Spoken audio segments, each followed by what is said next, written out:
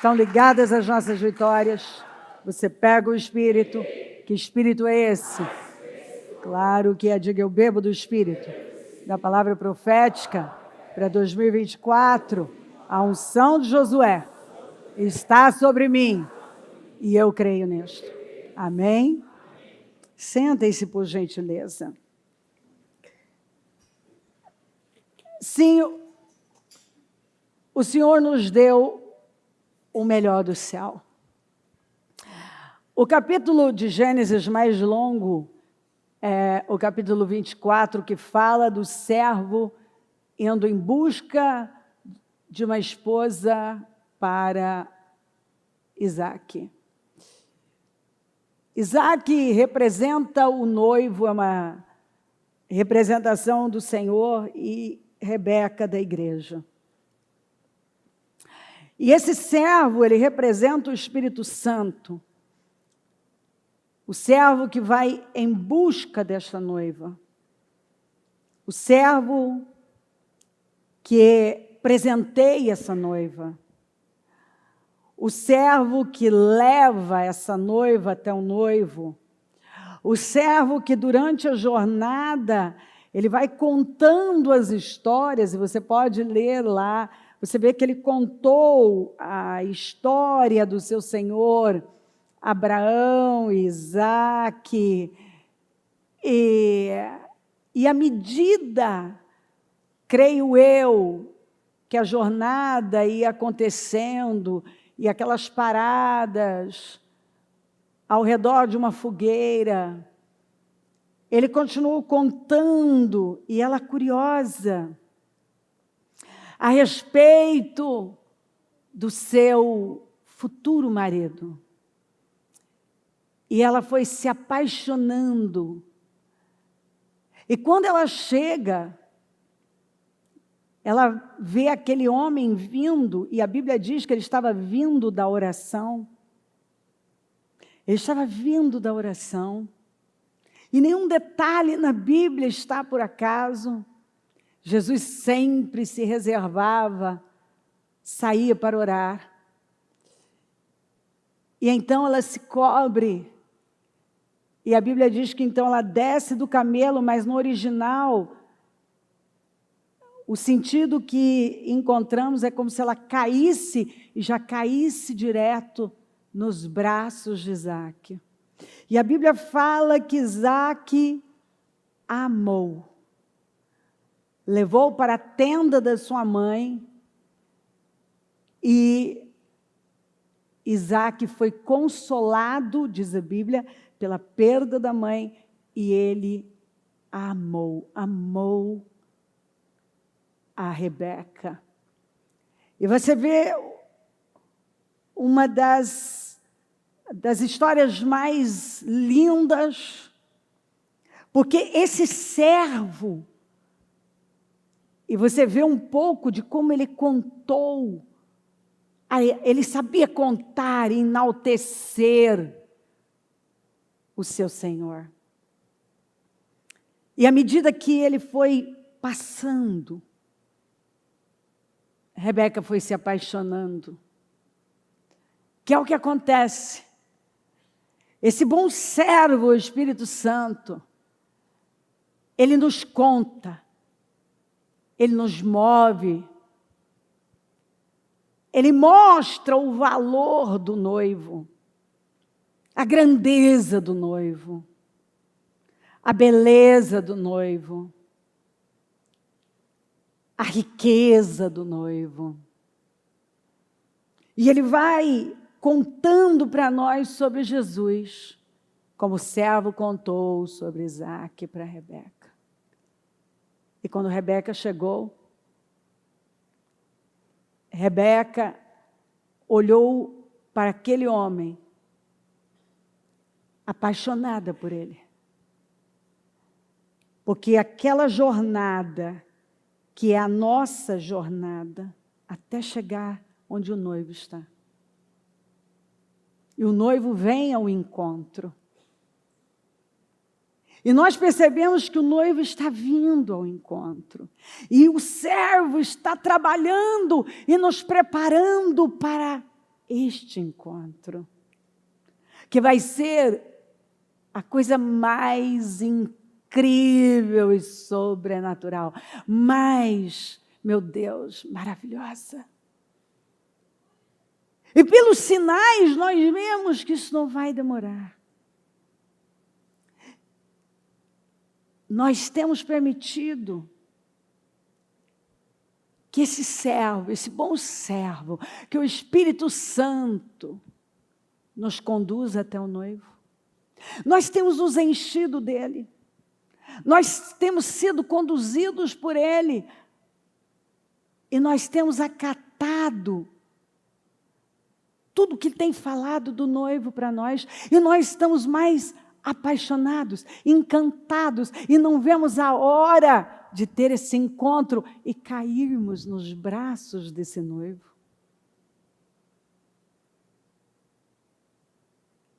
Porque é isso que o Espírito Santo está fazendo todos os dias. Ele nos toca. O grande amor de Deus, você vê o amor de Deus no freio que Ele coloca. Você vê que Deus está tratando duramente com a humanidade quando Ele tira o freio, que é Romanos 1. Você sabia que o maior castigo é mais pecado? O maior castigo é mais pecado, Romanos 1. O castigo maior de Deus é mais pecado. Quando Ele coloca o freio, Ele está dizendo, não, eu te amo. Isso não é para você. Vem para cá. Que é o que Ele está fazendo aqui hoje. Vem para cá. Não, isso não é para você. Não. Vem cá, vem. Seu lugar é aqui comigo. Quantas vezes, Israel, eu quis te ajuntar como uma galinha junta os pintinhos debaixo das suas asas, mas vocês não quiseram. E então, o Senhor tirou a mão do freio, o pé do freio, soltou o freio de mão, soltou o freio.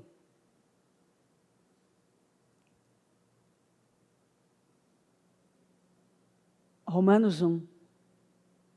Ele entrega uma disposição reprovável. Quer dizer, é isso que você quer? Vai.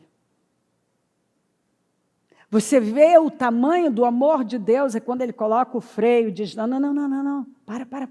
Você não se sente confortável, você não quer aquilo. O Espírito Santo está lá dizendo, não, vem para cá, isso não é para você. Ele prepara uma reunião como essa para chamar você e dizer, não, aquilo não é para você, aquilo não é lugar para você, aquela direção, aquelas amizades, aquilo lá, não, vem para cá. E Ele fala mais um pouco do noivo. O noivo é belo. Ele é maravilhoso. Tem algo incrível esperando por você. Isso aí é lixo. Solta, isso é lixo. O que eu tenho para você é algo muito, muito especial. Solta esse lixo. Essa vaidade, esse pecado. Solta isso aí. O que eu tenho para você é tão superior que você não pode mensurar. Então nós recebemos aqui o melhor do céu. Ele não mandou um anjo, um querubim, Ele mandou o Filho. Porque Deus amou o mundo de tal maneira que enviou o seu unigênito para que todo aquele que nele crê não pereça, mas tenha a vida eterna. Meu Deus, o que é superior a isso? Nada. O que é maior que Jesus? Nada. Quando você vê que Deus está soltando os freios, já soltou embaixo e em cima, é o que você está vendo no mundo, E aí você vai vendo a natureza, porque a natureza espera ansiosamente a manifestação dos filhos de Deus. Então, a natureza geme, e aí a terra começa a vomitar seus moradores. E a natureza começa a reagir com fúria. Aliás, quando alguém duvida da fúria de Deus, vai ver o que o Milton fez na América. E outros mais. A natureza, veja, aqui mesmo no nosso país, as tragédias. A natureza está em fúria. Só não vê quem não quer. Você acha que é normal? A natureza em fúria do jeito que ela está? Ela está reagindo aos efeitos do pecado. Porque tudo sente, quando o homem caiu, a terra começou a produzir espinhos e cardos.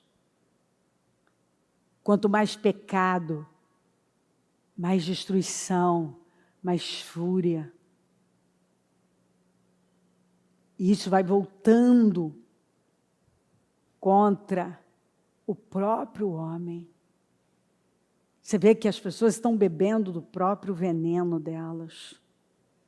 Elas estão, como está em Romanos 1, recebendo em seus corpos o resultado do pecado. Elas estão recebendo. E o homem que foi feito à imagem e semelhança do Senhor, agora adora os seres, ou querem se parecer, ou se mutilam e se deformam para se parecerem com aquilo que eles receberam poder para governar, para dominar. O homem se coloca abaixo daquilo que Deus colocou debaixo da sua liderança, da sua autoridade. Porque quando você não assume o lugar de filho, de imagem e semelhança do Senhor, que é isso que nós somos. E como disse Paulo, independente de cor, raça, tribo, não importa de que povo você veio, não importa. Não importa qual a cor da sua pele. O homem, quando Jesus caiu com a cruz, o homem que acabou de levar a cruz para ele era negro. Era negro. Não importa a cor da sua pele, de onde você veio. Importa se você acredita que Jesus Cristo é o Rei, que você é filho de Deus e que você é um herdeiro do Todo-Poderoso e co-herdeiro com Cristo. Um bebê, ele pode não entender nada de herança e ele ser herdeiro de bilhões. E ele não saber, ainda assim ele é. Ele é. E a Bíblia diz que aquele que crê em Jesus é herdeiro. Herdeiro de Deus e co-herdeiro com Cristo. Aquele que está em Cristo, que creu em Cristo, é descendente de Abraão. E herdeiro conforme a promessa, aquelas 7 promessas que foram feitas. Aí alguém pode perguntar, mas por que então eu não estou vivendo? Porque não acredita? Porque não se assume como filho? Porque você não toma o seu lugar de filho, de herdeiro, de abençoado? Porque aquele que Deus abençoou, abençoado será. E tem gente que não acredita. Ele continua sendo movido pelas velhas crenças, pelo velho padrão. E colocando a confiança em coisas falíveis. Quantas pessoas que têm depositado a confiança em coisas falíveis? Mas tudo falha, o homem falha. A justiça falha. A medicina falha. Meu Deus, justiça está mais para injustiça. O governo falha, os governos falham. A ONU não faz nada de bom, está piorando, só atrapalhando. Agora você olha, Jesus nunca falhou. Quando que Deus errou? Quando que Deus falhou? Quando que Deus mentiu? Quando que Deus falou e não cumpriu? Jesus é o cabeça da igreja. E ele vem para uma igreja que é compatível a essa cabeça. Agora, você lê as Escrituras, você vê, Adão falhou. O ministério profético, sacerdotal, eles falharam. Sacerdotes falharam. Olha ali. Profetas falharam. A lei aponta o pecado, sempre apontou o pecado, mas não podia mudar. Ela mostra o pecado, mas não podia remir os pecados. Quem que nunca errou? Jesus. Paulo, homem de inteligência, disse, ele nunca pecou. Pedro, homem de ação, disse, ele nunca pecou. Aquele centurião que tinha crucificado assim centenas de pessoas, disse no final, certamente este era o Filho de Deus.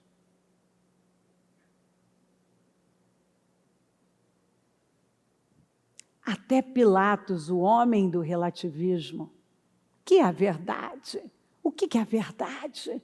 Me fala o que é a verdade, porque para ele não tinha verdade, a verdade era relativa. Ele também disse que não encontrou nada errado com Jesus. Nada de errado nele. Absolutamente. Então, por que as pessoas não correm logo para Jesus? Se ele foi o único que nunca falhou, nunca errou. Tudo que foi colocado nas mãos dele saiu curado, ressuscitado, liberto, mudado. Nada ficou do mesmo jeito. O que não tinha saída passou a ter. Lázaro, morto de 4 dias, a mulher com fluxo de sangue, 12 anos, a filha de Jairo, o filho da viúva de Naim, já no caixão, leprosos, cegos à beira da estrada, cegos de nascença, aleijados de nascença, na porta, o aleijado na Porta Formosa, o outro no tanque de Betesda. Ou seja, 5 pães e 2 peixinhos foram capazes de alimentar multidões. Tudo obedeceu a ele, sempre, tudo obedece a ele. A natureza, a figueira, tudo, o mar. Só o homem que tem dificuldade de obedecer a Deus. Tudo que foi colocado aos pés de Jesus mudou. Tudo que foi colocado diante dele mudou. E não dá para entender, Deus deu o melhor do céu para nós. Ele não deu outra coisa senão o seu filho. Aquele que a Bíblia chama de o verbo, a sabedoria de Deus, a glória de Deus. Por que as pessoas não se rendem? Você vê que onde o cristianismo predomina, todas as outras religiões têm liberdade. Onde a outra religião predominando, o cristianismo não tem liberdade. O cristianismo, ele é liberdade, ele é explosão de amor, de paz.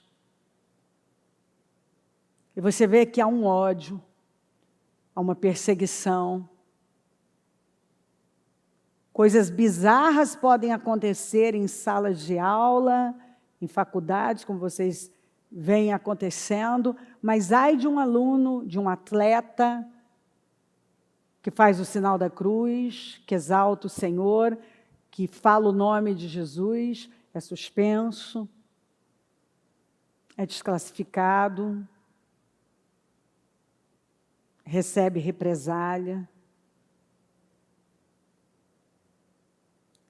Mas os crentes, eles vão se acostumando com tudo isso e começam, infelizmente, alguns a se encolherem, ao invés de se posicionarem com mais força, eles vão se encolhendo e vão sendo levados pela cultura, pelo que está acontecendo no mundo, e vão pendendo para direções que, por fim, no final daquilo, o que ele vai receber é decepção. Há um ódio contra Jesus. O ódio contra cristão é o ódio contra Jesus. Por quê? Porque Jesus é perfeito. Porque tudo que é colocado nas mãos dele é transformado. Tudo muda. A vida com ele é uma vida de glória, é uma vida de paz. Não que não tenhamos tribulações, mas é uma paz aqui. Você encontrou. Quando você permite que o bom servo, o Espírito Santo, te conduza para o noivo, você vai ficando cada vez mais ansioso, ansiosa, para ter um encontro com ele. Você vai ficando cada vez mais encantado e apaixonado por ele. Porque Jesus Cristo é o Senhor. E tudo tem que girar em torno dele, ele precisa estar no centro. Sua vida tem que ser para ele, vivida para ele. A sua visão tem que ser voltada para ele, suas escolhas para ele, seus projetos para ele. Ele no centro e você constrói ao redor. Você tem que ser cristocêntrico, onde Cristo está no centro, porque Cristo é o único mediador entre os homens e Deus. Não tem como chegar a Deus sem Cristo. Mas já tem até pastor dizendo que é possível, isso é mentira. Isso quer dizer que não tem salvação fora de Jesus. Se você não crer em Jesus, não tem salvação. Você nunca chegará a Deus sem passar por Jesus, você tem que crer em Jesus. Não há vida sem Jesus, não há eternidade sem Jesus. Jesus é o Senhor. Não há esperança sem Jesus. Nenhuma religião pode salvar, apenas a fé em Jesus Cristo. Jesus é a única porta de salvação. Jesus é o pastor. Jesus é o caminho. Dizem muitos caminhos levam a Deus, só um caminho leva a Deus, que é Jesus Cristo. Tem um caminho, uma verdade. Muitos hoje são como Pilatos, a verdade é relativa. Não, a verdade é a verdade. O que é a verdade? A verdade é Cristo. A verdade é o que Ele falou, o que Ele determinou. Essa é a verdade. Então, quando as pessoas falam, mas você é o dono da verdade. Não, eu sigo aquele que é a verdade. Cristo é a verdade. Não, mas isso não é relativo. A verdade é Cristo. Cristo é a verdade. Cristo é o caminho. E a única fonte de vida, vida abundante aqui, vida eterna. Venham a mim. Ele estava no último e mais importante dia da festa, ele via aquele povo cumprindo com todos os rituais religiosos, fazendo todos os seus sacrifícios. E ele vê um povo apático, vazio, porque aquela religiosidade, aqueles rituais não acrescentavam nada. E ele se levantou e ele disse, venham a mim. Venham a mim, quem tem sede, venha. Quem crer em mim, rios de água viva correrão de dentro de si, dentro de vocês. Então, Jesus, definitivamente, as pessoas precisam entender que Ele é o Senhor. Ele foi o último sacrifício, o último homem. Veio Adão e Adão falhou. O Senhor mandou o quê? Que Paulo chama o segundo Adão. E ele cumpriu a lei. Ele fez o que eu jamais poderia fazer. E por causa de Jesus, por causa do sangue de Jesus, que é o nosso propiciatório. O propiciatório era a tampa da arca, onde ficavam os querubins. Então, o sangue do animal puro era aspergido ali.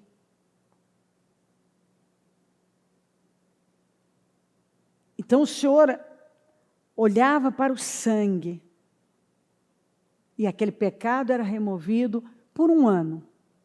O ano que vem a pessoa tinha que voltar lá e fazer de novo. Mas Jesus foi o último sacrifício.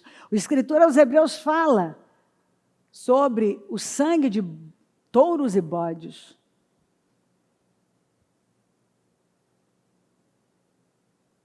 Mas o sangue de Jesus nos purifica para sempre, nos santifica para sempre, nos lava para sempre.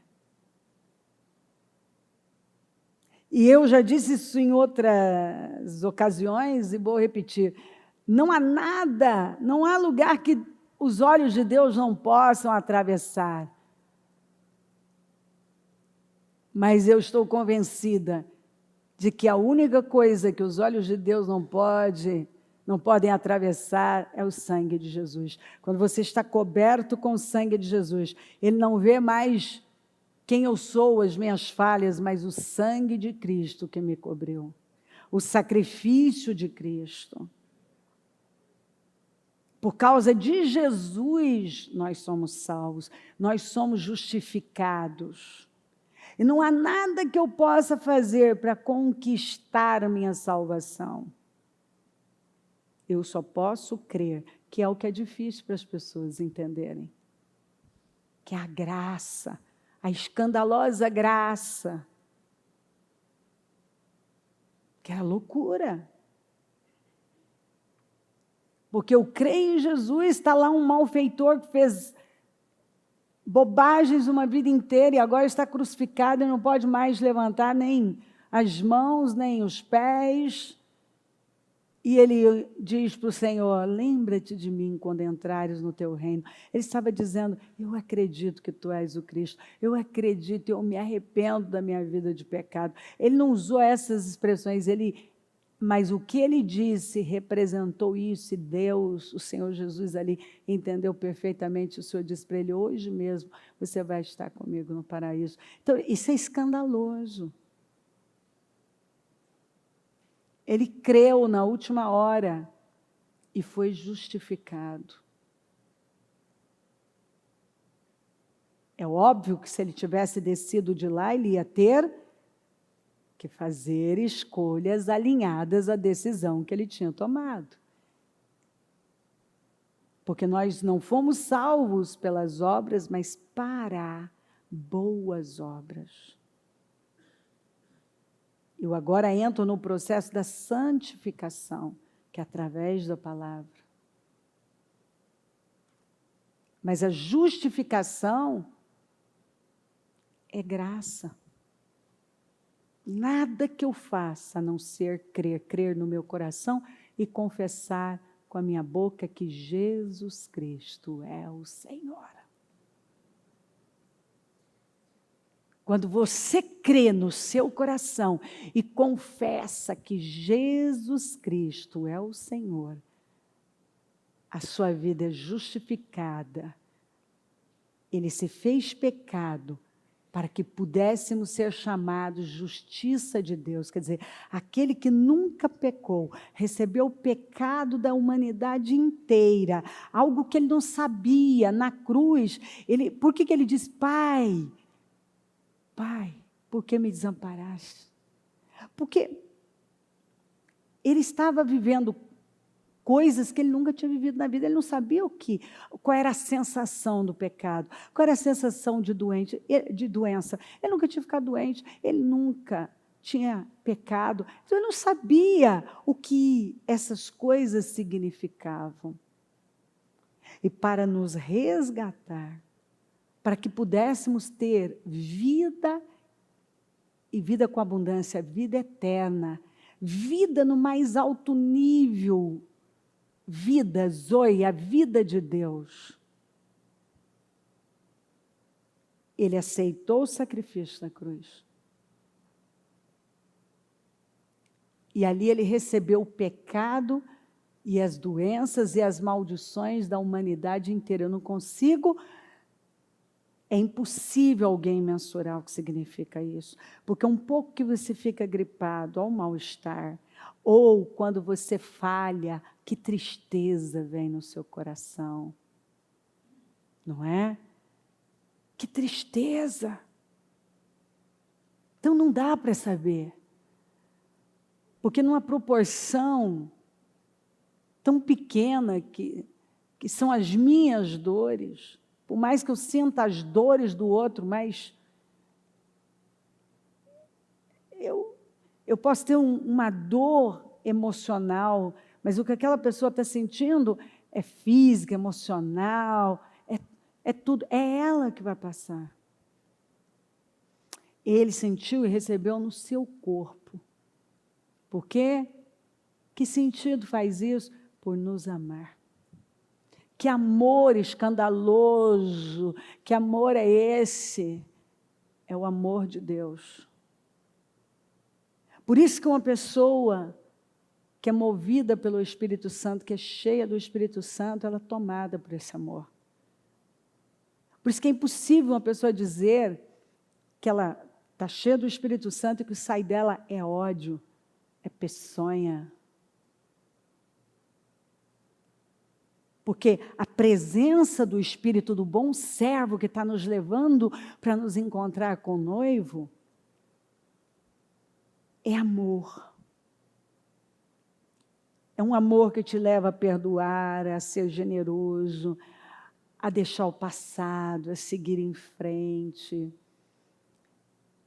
a desejar fazer aquilo que honra a Deus e engrandece o nome dEle. Você não quer feri-lo. É uma dor profunda quando você percebe que o feriu. Você não quer feri-lo. Porque você sabe que ele não merece, que ele é santo. Que ele nos amou com amor eterno, com amor sacrificial, derramando o seu próprio sangue. Ele pagou um preço, não foi dinheiro, foi sangue. Foi com o seu próprio sangue que ele nos resgatou da maldição, do pecado. E nos colocou no nível mais alto, onde passamos a reinar com ele. Então a Bíblia fala e mostra que o estrago foi grande quando Adão abriu a porta do pecado, mas a grandeza, a glória foi ainda maior quando Jesus abriu a porta de salvação. Ele é a porta de salvação. E você vê, aquelas pessoas, elas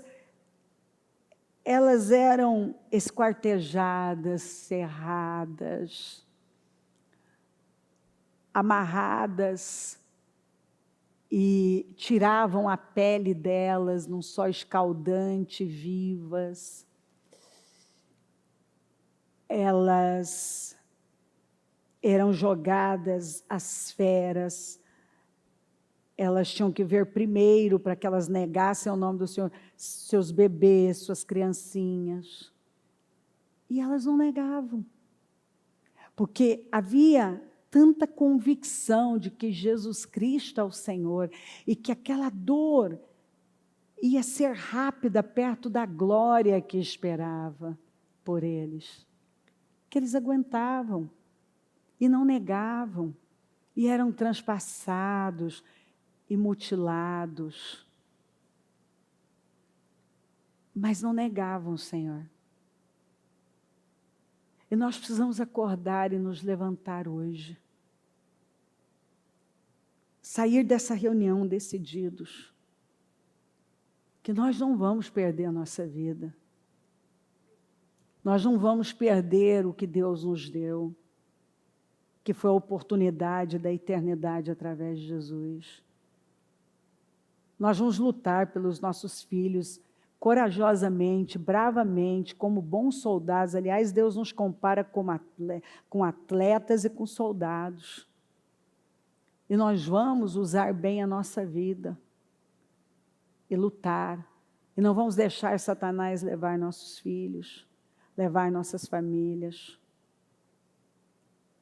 Nós não vamos negar o Senhor e ceder à cultura, relativizar, deixar entrar de pouquinho a pouquinho. Não, nós vamos limpar. Limpe sua vida. Saia daqui decidido a ser esse bom embaixador, essa pessoa que glorifica o nome do Senhor em cada decisão, em cada passo, em cada escolha, que reconhece o sacrifício de Jesus, que derramou o seu sangue puro, em nome de Jesus. Deixa eu ler essa escritura. Teriam muitas escrituras aqui, incríveis para lermos. Mas eu vou ficar com essa aqui. Deixa eu encontrá-la. Aqui. Paulo fez esta oração. Peço que o Deus de nosso Senhor Jesus Cristo, o glorioso Pai, dê a vocês espírito de sabedoria e de revelação. E sabedoria começa com temor a Deus. Você não pode dizer que você é uma pessoa sábia se você não teme a Deus. E revelação. No pleno conhecimento dEle. Então, é uma revelação que vem do pleno conhecimento dEle. Você o conhece. Quando você tem uma revelação de quem Deus é, do que significa Jesus. Você agora o conhece no seu íntimo, no seu coração. E as suas atitudes passam a ser do coração. E quando eu falo do coração, do seu espírito. Não são atitudes como leis. Você não apenas pratica uma lei, você faz o que foi proposto, o que alguém determinou. Olha, faça isso, faça aquilo, porque é isso. Você faz com entendimento, com pleno entendimento do que aquilo significa para a sua vida no seu relacionamento com Deus. Eu sempre falo que eu posso fazer uma coisa muito certa, mas sem revelação. Porque alguém disse, olha, faça isso que isso vai dar certo. Mas lá, aquilo não existe dentro de mim. Aquilo não me foi revelado. Revelação é uma explosão que acontece dentro de você. É quando você vê. Você vê um negócio que você nunca viu. Você vê um comportamento que você até então não discernia como errado, uma intenção que até então você não discernia. Você agora entende por que você está fazendo, ou seja, o motivo, porque o motivo importa. O que importa? O motivo.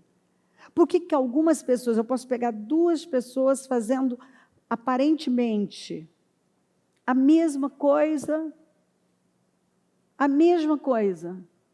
e uma ter resultados e a outra não ter, e aí aquela que não tem ficar remoendo, mas eu estou fazendo a mesma coisa.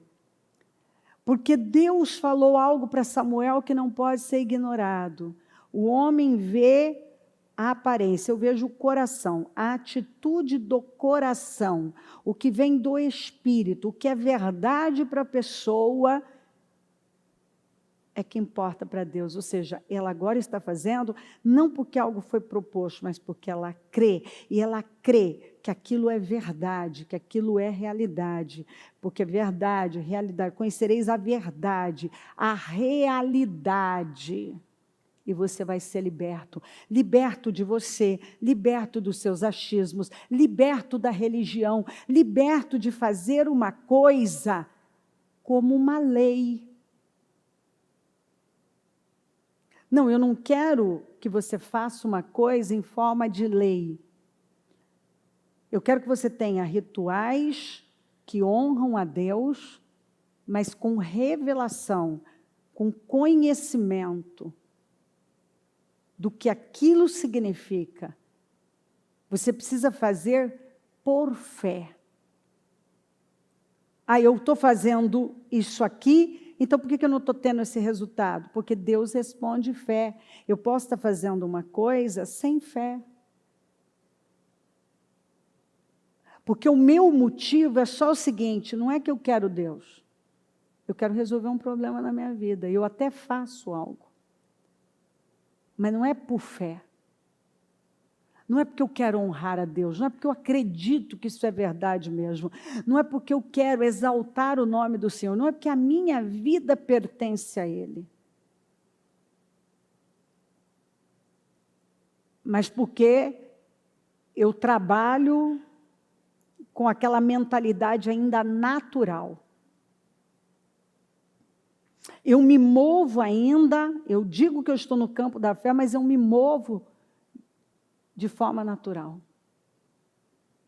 Eu cumpro com coisas, eu posso cumprir com algumas coisas, mas o motivo não tem nada a ver com fé. Não é honrar a Deus, não é porque eu acredito nisso de verdade.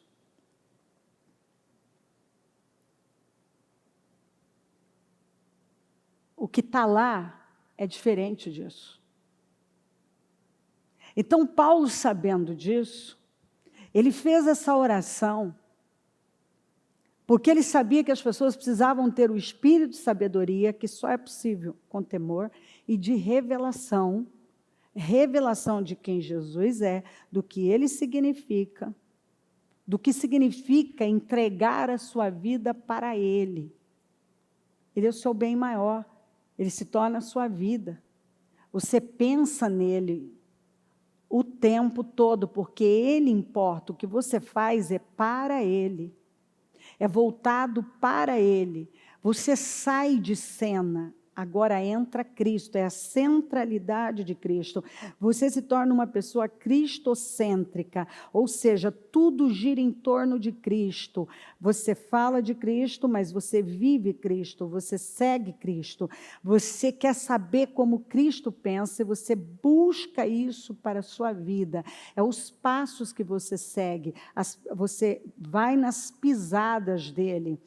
Você está perseguindo atingir a estatura dele, quer dizer, a envergadura dele, o caráter dele. Você busca o espírito dele. Você busca cada dia mais se assemelhar a ele. Você usa a mente dele, como que Cristo pensava. Você se preocupa em prestar atenção como ele respondia às demandas da vida, para que você também dê a mesma resposta. Então ele sabia que sem a revelação, no pleno conhecimento dele, não seria possível. Então ele fez essa oração, para que as pessoas tivessem a revelação, para que elas rompessem a barreira de suas crenças, de suas fortalezas, para que essas escamas caíssem, as vendas fossem tiradas, o agravo dos ouvidos, e as pessoas conseguissem discernir, ver, ter clareza, sair do campo da religiosidade, apenas dos rituais religiosos, daquela conduta onde a boca fala, mas o coração está longe. Não vem do coração. Tem adoração que não vem do coração. Tem atitudes que não vêm do coração. Quer dizer, não vem do espírito. Não é algo revelado. Não é feito pelo motivo certo, que é por fé. Porque eu creio em Jesus e eu preciso de Jesus e eu honro a Jesus. Eu quero honrar Jesus. Oro também para que os olhos do coração de vocês, que é uma visão espiritual, sejam iluminados. Porque você pode ter ainda uma cegueira interna, você não ter clareza, você não ter consciência. Oro para que vocês tenham consciência do que significa andar com Cristo, ter Cristo. Eu oro para que vocês rompam todas as barreiras do legalismo, né, que a religião impõe, que o sistema, que a própria comunidade pode impor, e vocês tenham um conhecimento dele. Eu oro também para que os olhos do entendimento, em outra tradução fala entendimento, para que os olhos do entendimento, vocês tenham entendimento, para que os olhos do entendimento, acho que a Ana Almeida fala entendimento, para que os olhos do entendimento, porque o entendimento tem olhos, você precisa ver, você pode ter um entendimento das coisas muito aquém e equivocado do que significa seguir Jesus Cristo. Andar com Jesus. E ele orou porque ele percebeu que faltava entendimento, que os olhos do entendimento daquelas pessoas precisavam ser abertos, iluminados. Precisavam ser abertos, iluminados. A fim de que vocês, qual é a finalidade? Que vocês conheçam a esperança para a qual ele os chamou. Vocês precisam saber por que vocês foram chamados. É algo muito maior do que essa vida. Vocês não podem viver para esta vida. Óbvio que o próprio Jesus falou, não precisa preocupar com o que vai comer, vestir. bebê, quer dizer, ele está dizendo que essas coisas são importantes, mas você não precisa preocupar, eu vou suprir. Vocês precisam me buscar em primeiro lugar. Vocês precisam ter uma comunhão, vocês precisam entender que existe algo que transcende, que vai além. E a vida é como um sopro. Quantos anos mais vamos viver? Se eu der, então, uns 80, 90 anos, tá, vamos ser generosos, contando que eu tenho 55, daqui a 100 anos, de forma geral, nenhum aqui, provavelmente, a não ser que tenha um bebê nascendo, ele viva os 100 anos e Jesus não voltar, nenhum vai estar vivo. E que tipo de vida nós estamos vivendo? Para o que estamos vivendo? Quais as escolhas que nós estamos fazendo? Onde estamos gastando e desgastando nossa vida? Onde estamos focando? O que sai de nós na maior parte do tempo?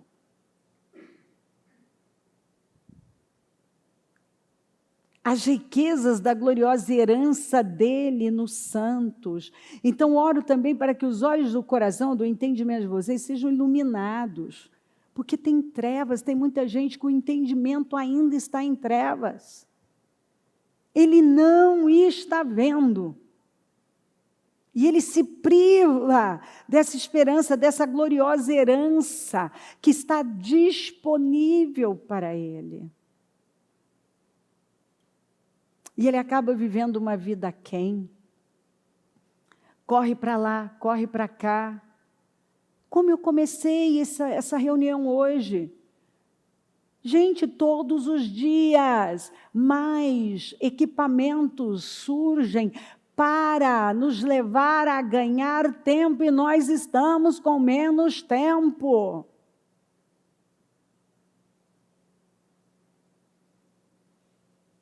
Todos os dias. Os computadores são mais rápidos, os celulares mais rápidos, os aviões mais rápidos, tudo mais rápido. E nós estamos sem tempo para Deus, sem tempo para a família.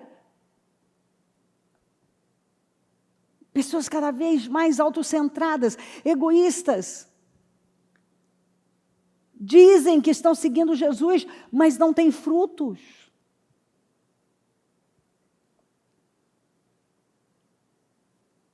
E aí, aquilo que se torna um Deus para você, você acaba vendo que esse Deus, na hora da aflição, não pode te ajudar. Quando o Mamon é o Deus de tantas pessoas, você vê que essas pessoas, muitas vezes, vão se encontrar em situações onde Mamon não pode curar, porque por mais dinheiro que ela tenha, não pode curar uma doença incurável, pode pagar o melhor plano, o melhor hospital, comprar a melhor cama, mas não compra sono, não compra cura, não compra paz.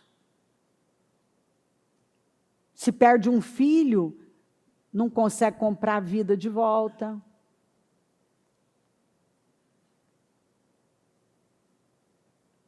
Sem contar aqueles que têm vivido a vida só correndo atrás disso e estão cada vez com menos. Estão com vergonha e endividados, porque o Deus da vida sempre foi esse. Choraram por isso, sapatearam por isso, entristeceram a Deus por isso. Blasfemaram e reclamaram e murmuraram por causa, não tem comida, porque não tem isso. É igual o povo de Israel, não tem dinheiro, porque não tem isso, porque é o Deus da vida. Se elas tivessem já adquirido essa revelação do que significa a vida com Cristo, elas estariam andando por fé e não com base no natural.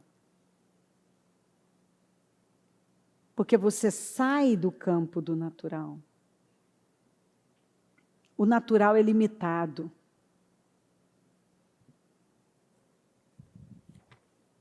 e a incomparável. Então, vamos ler de uma forma fluida. Olha aqui, ó.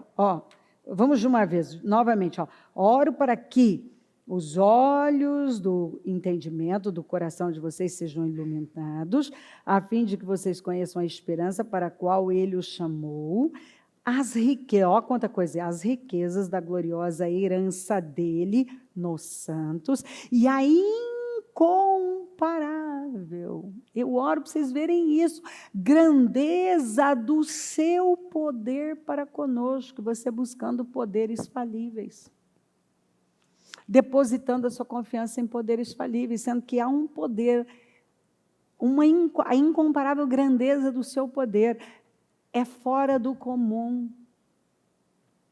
Os que cremos conforme a atuação da sua poderosa força. Mas isso é para quem crê na atuação da sua poderosa força. Esse poder que ele exerceu em Cristo, ressuscitando-o, que é o dunamis, a dinamite de Deus, dos mortos, ressuscitando-o dos mortos, fazendo-o assentar-se à sua direita nas regiões celestiais, e ele não se assentou à sua direita nas regiões celestiais porque ele era filho, porque filho ele sempre foi, mas porque ele venceu aquilo que lhe foi proposto. Muito acima de todo governo. Aí você fica colocando a sua confiança em coisas falíveis. Muito acima de todo governo e autoridade, poder e domínio, e de todo nome que se possa mencionar. Quantas vezes eu falei aqui? Quando um policial dá sinal para você parar, você não para por outro motivo, senão pela farda dele. Deixa ele sem farda para ver se você para. Você sabe que por trás daquela farda tem muita coisa. É por isso que você para. Então Satanás não para, as forças do mal não param por causa de mim ou por causa de você, é por causa do nome de Jesus. Então, quando você crê nisso e faz uso do nome de Jesus, é quando você se apossa desse poder na sua vida e de todo nome que se possa mencionar, não apenas nesta era, mas também na que há de vir. Deus colocou, porque Ele foi até o fim, Ele venceu todas, não são algumas, todas as coisas debaixo de seus pés. E o designou cabeça de todas as coisas para a igreja. Ele é cabeça de todas as coisas para a igreja, que é o seu corpo. A igreja é o seu corpo. Então, espera aí, esse tapete está debaixo só da minha cabeça ou debaixo do meu corpo?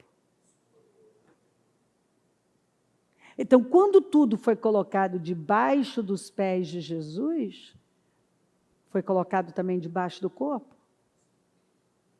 Não? Sim. Então, você imaginar que Deus colocou todas as coisas debaixo de seus pés, e o designou cabeça de todas as coisas para a igreja, que é o seu corpo. A plenitude daquele que enche todas as coisas, ele enche. O que está sem forma, o que está vazio, ele dá forma, ele preenche, ele muda. Em toda e qualquer circunstância, não importam as circunstâncias. Se eu faço parte do corpo de Cristo, a cabeça é Ele, e tudo foi colocado debaixo dos seus pés. Consequentemente, foi colocado debaixo dos meus. Então, andar com Jesus é andar em poder. Quando você não está andando em poder, você tem que perguntar: o que está acontecendo? Tem alguma coisa errada? e sujeitou todas as coisas a seus pés, sobre todas as coisas o constituiu como cabeça da igreja. Quando você anda com Jesus, o poder que você passa a deter, a possuir, você mesmo, ainda não dá para mensurar. Você vai crescendo nisso e você vai entendendo o tamanho do poder. Mas o que acontece? Algumas pessoas desprezam esse poder, essa autoridade, para pegar coisas vazias, inúteis, que vão causar dor, doença, sofrimento. Porque algumas pessoas ainda não receberam essa revelação do que significa crer em Jesus e andar com Jesus e viver uma vida com Ele, onde Ele está no centro. E hoje eu acredito que o Senhor está aqui, falando, ei, esse bom servo, nesta jornada, está contando sobre o noivo. Você está atento? Você está atento ao que o bom servo está te ensinando sobre o noivo? Você está cada vez mais apaixonado e ansioso para se encontrar com o seu noivo Jesus, com o Todo-Poderoso Jesus? Você está indo, como Rebeca, ao encontro dele? E Rebeca foi ao encontro de Isaac. Quem estava levando o bom servo, que foi muito bem sucedido, aliás, diz a Bíblia. Aqueles que são guiados por esse servo, aqueles que servem obediente, porque a Rebeca começou, ela deu provas de que ela seria a noiva. E começou como? A disposição dela em dar água para um estranho e para 10 camelos de um estranho. Quer dizer, o encontro deles começou com uma generosidade por parte dela, mas uma generosidade sacrificial. Você vê que ela quis servir. E já ali, ela já foi presenteada pelo servo. E você vê que os presentes vão escalando, até ela chegar a Isaac e se tornar a esposa, como o próprio servo fala. O meu senhor, Isaac, é herdeiro de um homem muito rico. Leia o texto, você vai ver. O meu senhor Isaac é herdeiro de um homem muito rico. Ou seja, ele estava dizendo, você vai herdar, você vai se tornar herdeira, que é a mesma coisa. Esse bom servo está dizendo, ei, eu estou te levando para Jesus. Ei, você é herdeiro. Porque o Pai, o nosso Abba, a Bíblia diz que nós somos herdeiros dele. Agora você ouve uma palavra como essa, você pode simplesmente dizer amém, glória a Deus, mas não entrar de forma revelada, que é uma explosão, é quando você acredita, você entende, as pessoas podem até perguntar, você nem sequer saber explicar, mas você sabe que sabe, você sabe que sabe, você sabe que sabe que você é herdeiro de Deus, que você é cordeiro com Cristo, você sabe que você é salvo, você sabe que você vai morar com Jesus. Ninguém tira, arrancam o seu coração, cortam sua cabeça, igual faziam com eles, com as pessoas que o mundo não era digna delas. Mas você sabe, eu sei quem é Jesus. Eu sei que Ele é o Senhor. Eu sei. Lembra do jovem rico? Ele não tinha visão revelada. Tanto que ele foi em busca, mas ele não quis abrir mão do seu Deus. Ele disse, bom mestre, o que eu posso fazer para herdar a vida eterna? Ele praticava os mandamentos, mas ele não tinha certeza da salvação. Ele sequer tinha revelação do que significava uma vida com Deus. Ele apenas cumpria com aquilo que foi proposto desde a infância dele. Ó, faça isso. Então, ele tinha alguns princípios que eram corretos? Tinha, mas aqui dentro não existia nenhuma convicção, nenhuma revelação. Tanto que quando o Senhor mexeu no Deus dele, ele foi embora. Porque ele não estava aberto a soltar o Deus dele. Eu costumo comparar o jovem rico com Abraão e o filho. Deus não queria Isaac, Deus queria Abraão. Deus não queria o dinheiro dele, Deus queria o coração dele, do rapaz, daquele jovem, que era de boa família, que era rico, que tinha princípios bons na vida, mas não tinha revelação, não tinha convicção, não havia uma fé viva no Deus vivo. O Deus dele era o dinheiro. Não havia. Então, você vê que tem pessoas que elas até têm, elas praticam alguns princípios, elas fazem algumas coisas que são boas, mas não é de forma revelada, não é por fé. Algumas fazem e nem sabem por que estão fazendo. Aquilo está no piloto automático, não é por fé. Eu me acostumei, eu nem sei mais por que eu faço isso, mas eu faço. Não existe uma comunhão, uma intimidade, uma revelação, que é uma explosão, que é uma clareza. Agora eu sei que sei. Sabe quando você sabe que sabe uma coisa? Eu era cego, mas agora eu vejo. Você vê, é uma visão interna, você discerne as coisas assim, que você pensa assim, meu Deus, como eu não entendi assim? Como que eu não via? Como que isso nunca entrou para mim?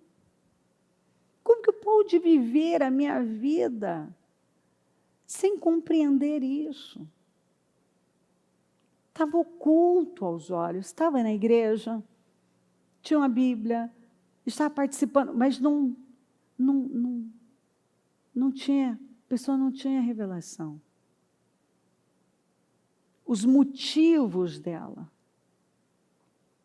ainda não tinham sido purificados, refinados.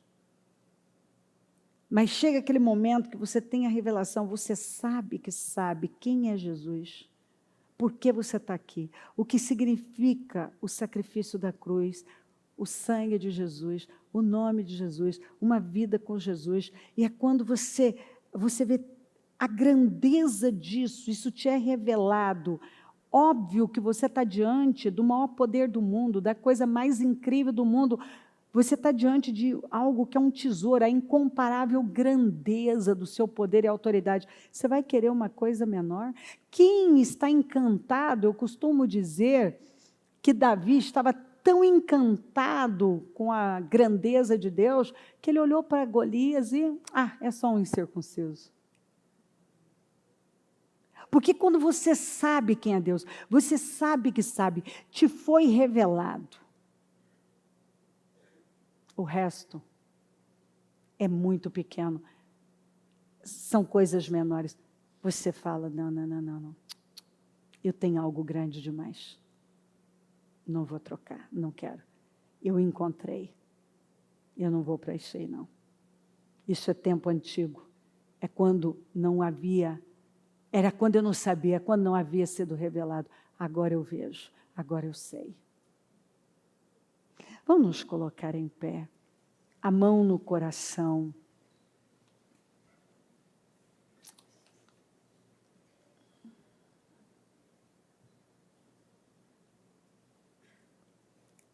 Em nome de Jesus,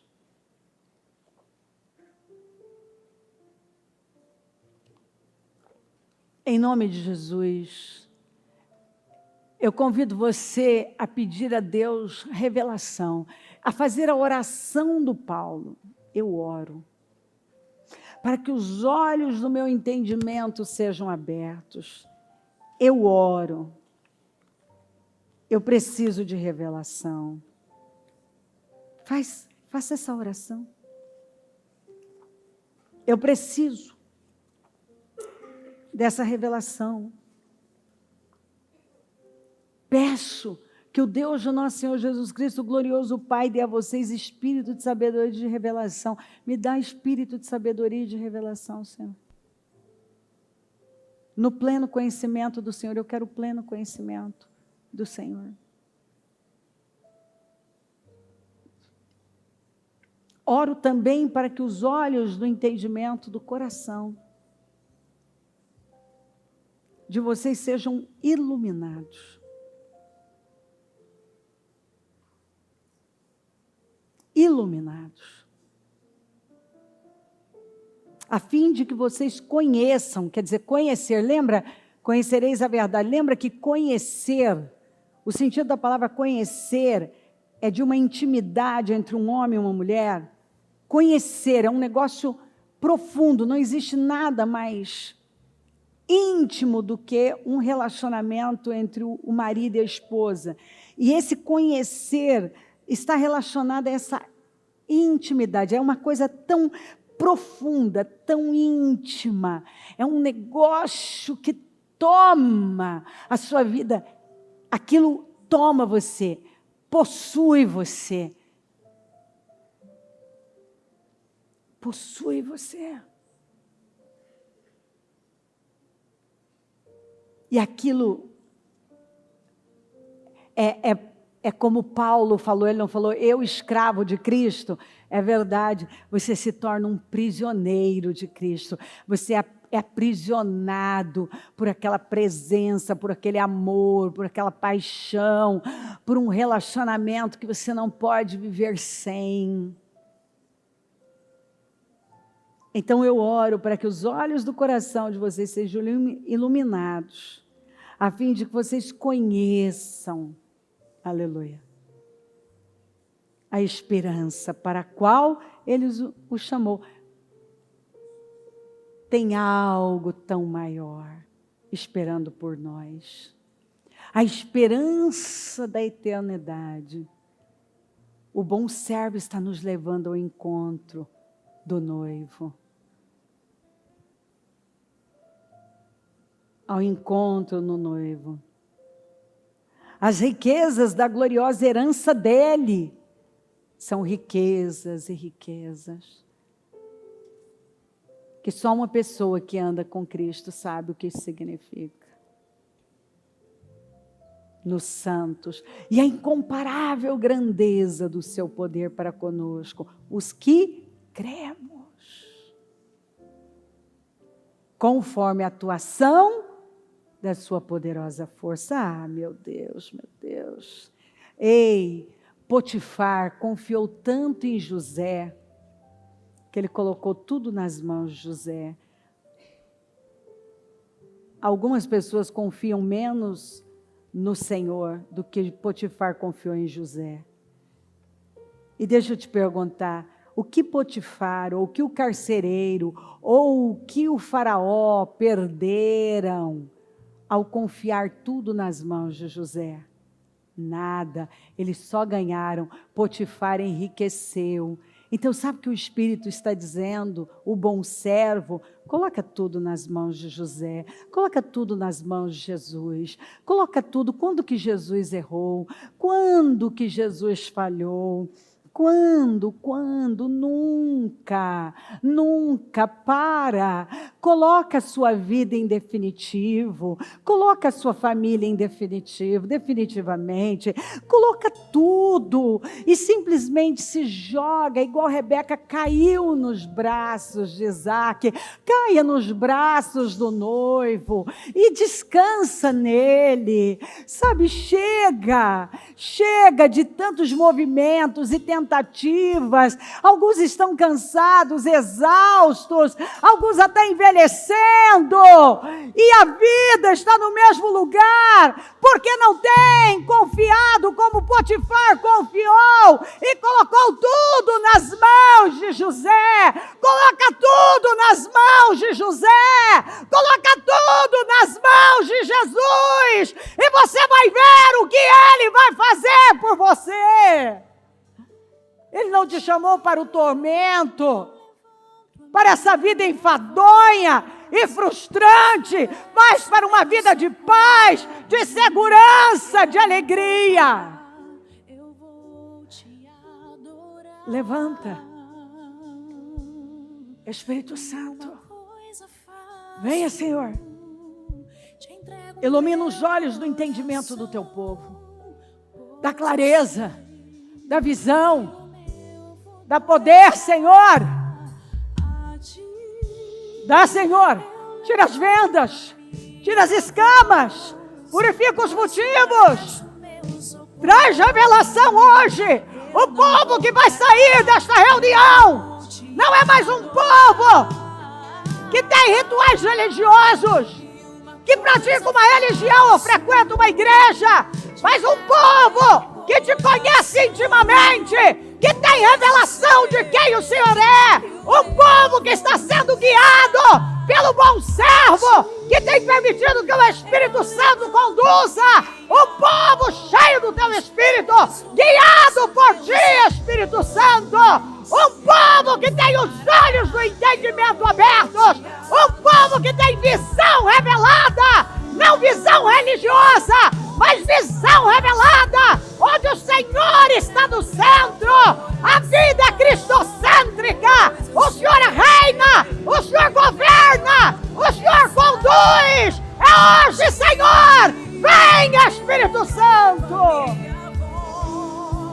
Pois tu és o meu socorro, eu não vou parar, eu vou te adorar. E uma coisa faço, te entrego o meu coração, pois eu sei que o meu futuro está em suas mãos. Eu não vou parar, eu não vou parar. Meu Deus, a obra completará. Meu Deus, a obra completará. Eu não vou parar, não. Eu não vou parar. E a minha terra eu vou conquistar a ti. Quem tem sede, venha. Levanto a minha voz, pois tu és o Quem meu crê em mim, socorro. rios de água viva Eu fluirão não do vou seu parar, interior. eu vou te adorar. Venha, José, chega mais perto. Vem para mais perto de José. Coloca tudo nas mãos de José. Receba a revelação. Conheça Deus. Rompa a barreira da religiosidade e se apaixone pelo noivo.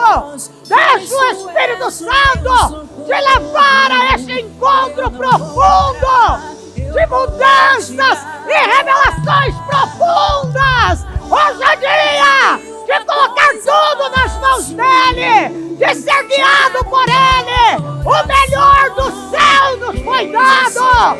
Quando você recebe o melhor, nunca mais vai querer algo inferior. Ele é o melhor nos foi dado. É óbvio que eu não quero algo inferior. Eu não vou descer ao nível de Satanás. Nós vamos subir. Suba! Venha pra cá! Deus está te chamando. Te entrego o meu Faz a obra, Senhor. Pois eu sei Faz a obra, Senhor. que o futuro está em suas mãos. Toma decisões. Em suas mãos. Que você vai se levantar e resplandecer. Que você vai se levantar e vai brilhar em meio às trevas. Que você não vai imitar os pecadores. Você vai sair da roda dos escarnecedores, seja na internet, seja fora. Você não vai querer uma coisa menor. Você recebeu algo maior. Você não vai para um lugar menor. Nunca mais você vai descer a um nível menor. Você vai deixar o bom servo te guiar. Você vai deixar o Espírito Santo te guiar. Toma decisão hoje. Você vai usar bem o tempo que Deus te dá. Você vai remir o tempo. Você está comprando o tempo. Você vai pagar o preço certo. Você vai dar ao Senhor pelo menos o dízimo do seu tempo e algumas ofertas. Você está se levantando agora para viver num nível mais alto. Você tem um coração agora quebrantado. Esse coração está pronto para tomada de decisões e você nunca mais retroceder. Deus está nos puxando para um nível mais alto. Ele está dizendo: eu dei a você o melhor do céu. Não aceita algo menor.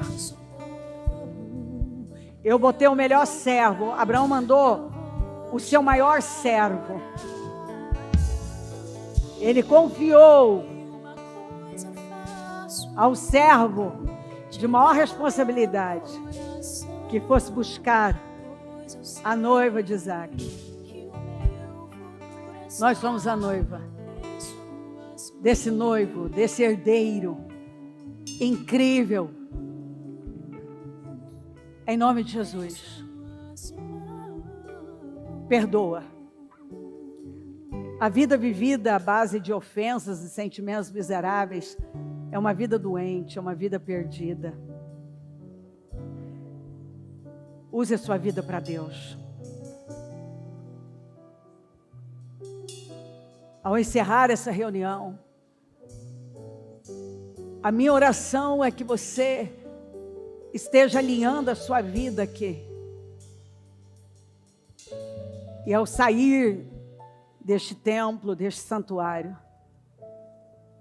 você saia para resplandecer, para brilhar como nunca brilhou antes. Brilhar na sua casa, no seu trabalho, na sua família. Você vai brilhar.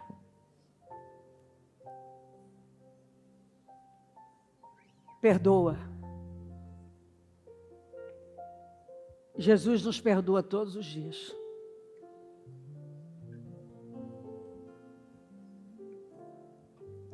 Sabe o que algumas pessoas estão buscando resposta? Precisam soltar todas essas coisas insignificantes. É fácil olhar para os outros com lentes de aumento. E para nós, como se estivéssemos num nível mais alto. Eu vejo gente perdendo a vida porque ainda não entendeu sobre misericórdia, sobre perdão, sobre renúncia, sobre uma vida de sacrifício, uma vida de entrega para algo maior.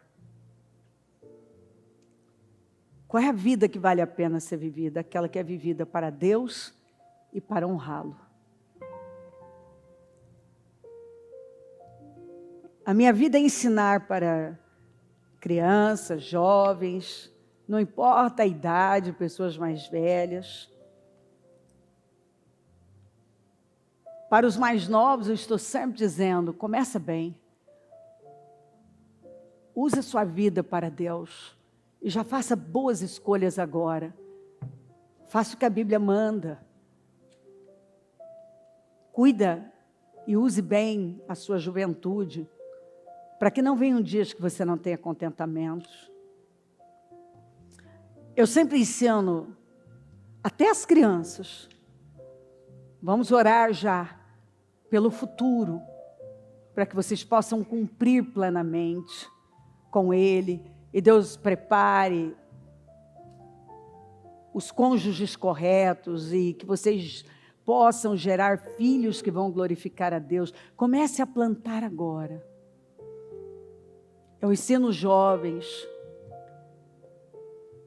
Não estrague o seu destino. Não faça coisas que você vai se arrepender lá na frente. Quantos que se envolveram com relacionamentos que se arrependem até hoje? Geraram problemas, situações disfuncionais. Quantos que a meta, os objetivos, a visão de vida sempre foi tão lamentável, buscando as coisas que no final não serviram de nada a não ser de vergonha, para vergonha. Então a vida que vale a pena é aquela que é vivida para Deus, é vivida para a família e para o próximo. Se você viver a vida para você, você vai ser infeliz. Eu aprendi com Jesus a doar o melhor do meu tempo, da minha vida, da minha energia, do meu dinheiro para o reino de Deus. Eu não sou uma pessoa que estou acumulando alguma coisa aqui ou construindo algo de verdade aqui. Tudo que eu construo é para o reino. Porque a vida é curta demais e pessoas importam. A vida é curta demais para nós perdermos com sentimentos miseráveis,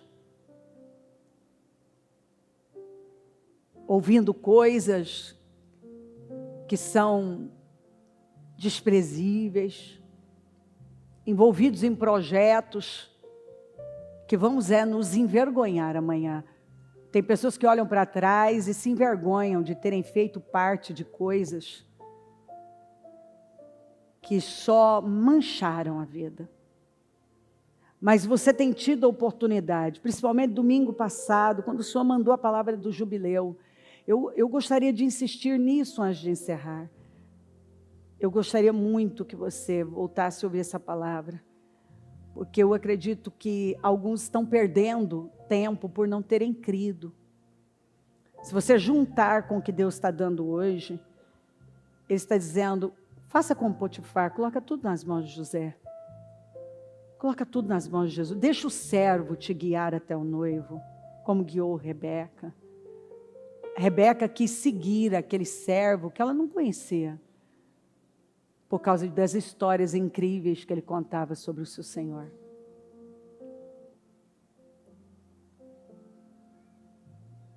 Siga a voz do Espírito Santo, seja cheio dele. Em nome de Jesus. Faça algo para o reino de Deus. Se você tem o desejo de prosperar altamente, que o seu motivo seja financiar as obras do reino. Não acumula tesouro aqui não, que você vai perder tempo. Não que você não possa ter as coisas e vivê-las, óbvio que você deve e vai, você é o primeiro, ou o agricultor é o primeiro a desfrutar da sua lavoura. Mas que o motivo seja o reino de Deus. Lembra que as portas que você abrir vai afetar seus filhos.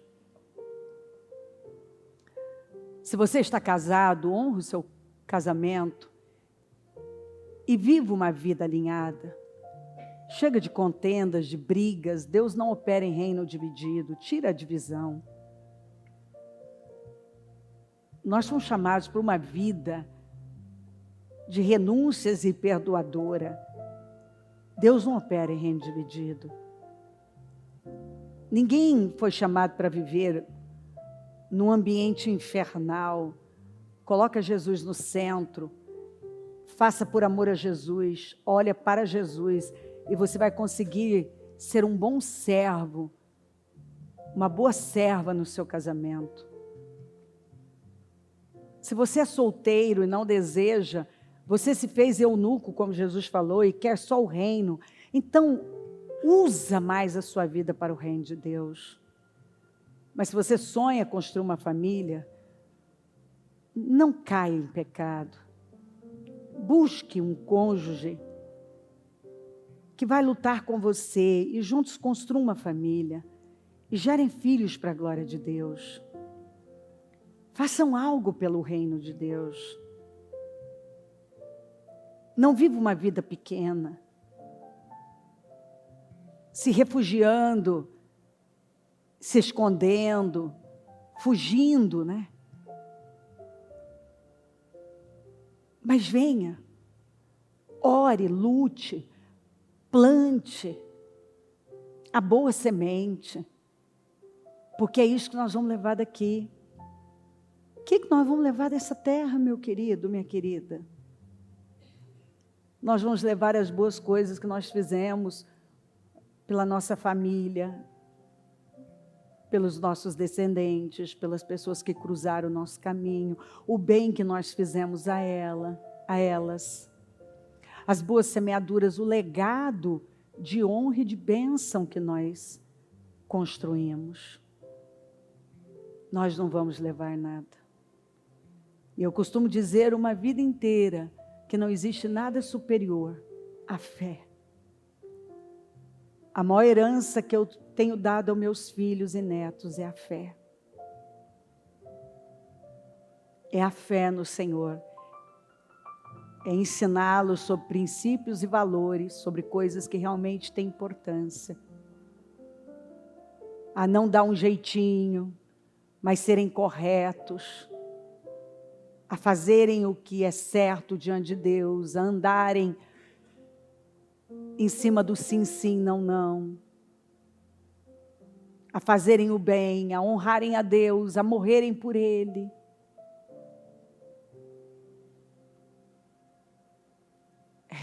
É hora de remir o tempo.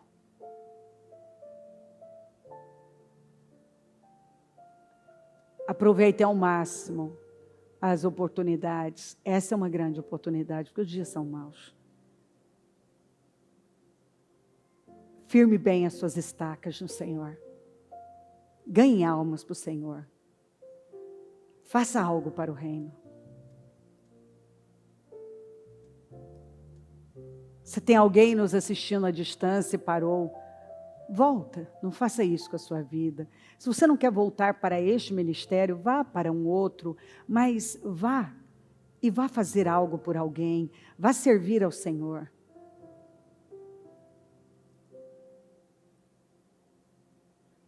Mas use a sua vida para o reino de Deus.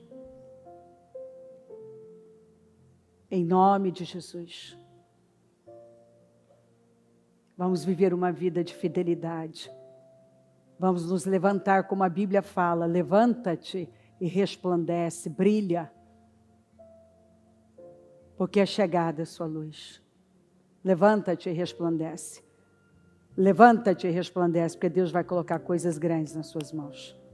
Levanta e resplandece, levanta e brilha, porque você vai ver o que Deus vai fazer na sua vida. Obrigada por tudo, Senhor.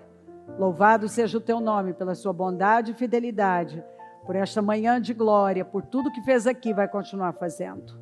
Amém, amém, amém. O Evangelho de Jesus Cristo é a boa notícia. Jesus tomou o nosso lugar pela punição do pecado, para que pudéssemos entrar em seu lugar de vida eterna. Eu convido você agora a se voltar para o Senhor em seu coração e dizer: eu o recebo como meu Senhor e Salvador. Eu entrego tudo nas suas mãos. Eu deixo todas as partes da minha vida que não o honram. E passo a viver, a partir de hoje, intencionalmente, para servi-lo, honrá-lo e celebrá-lo como meu Senhor e Salvador. Jesus é a porta de salvação. É o caminho, a verdade e a vida. Ele é o pão da vida. e Ele te ama.